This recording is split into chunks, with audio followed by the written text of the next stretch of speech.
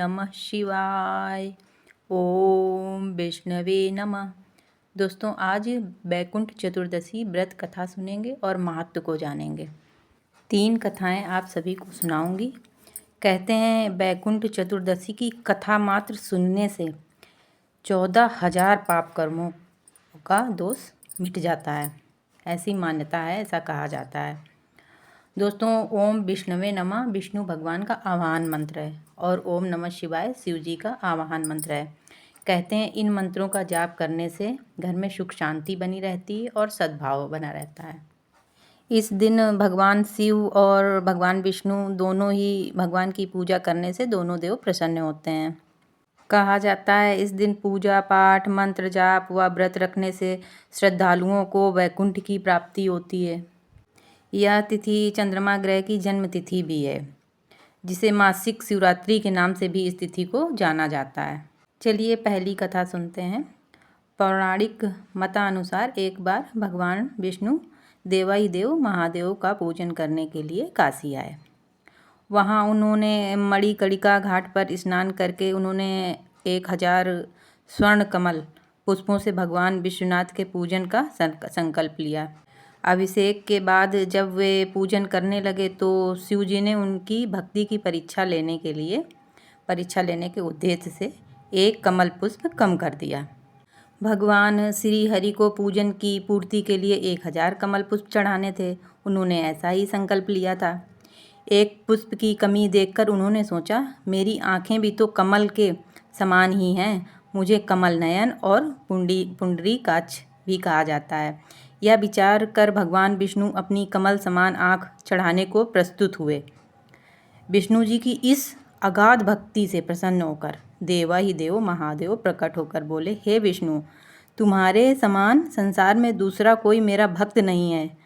आज की यह कार्तिक शुक्ल चतुर्दशी अब बैकुंठ चतुर्दशी कहलाएगी और इस दिन व्रत पूर्वक जो पहले आपका पूजन करेगा उसे बैकुंठ लोक की प्राप्ति होगी। भगवान शिव ने ये वरदान दिया विष्णु जी को। भगवान शिव ने इसी बैकुंठ चतुर्दशी को करोड़ों सूर्यों की कांति के समान वाला सुदर्शन चक्र विष्णु जी को प्रदान किया और शिव जी ने कहा, इस दिन स्वर्ग के द्वार खुले रहेंगे।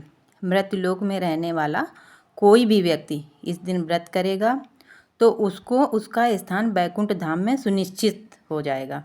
दूसरी कथा के अनुसार एक बार की बात है, नारद जी पृथ्वी लोक में घूमकर बैकुंठ धाम पहुंचते हैं। भगवान विष्णु उन्हें आदरपूर्वक बिठाते हैं और प्रसन्न होकर उनके आने का कारण पूछते हैं।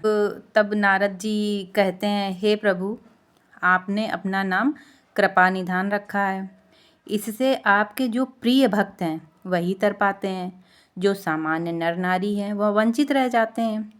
इसीलिए आप मुझे कोई ऐसा सरल मार्ग बताएं जिससे सामान्य भक्त भी आपकी भक्ति कर मुक्ति पा सकें। यह सुनकर विष्णु जी बोले, हे नारद, मेरी बात सुनो। कार्तिक शुक्ल पक्ष की चतुर्दशी को जो नर नारी व्रत करेगा, व्रत का पालन करेगा, कथा सुनेगा, श्रद्धा भक्ति से मेरी पूजा अर्चना करेगा, उसके लिए स्वर्ग के द्वार साक्षात खुले होंगे।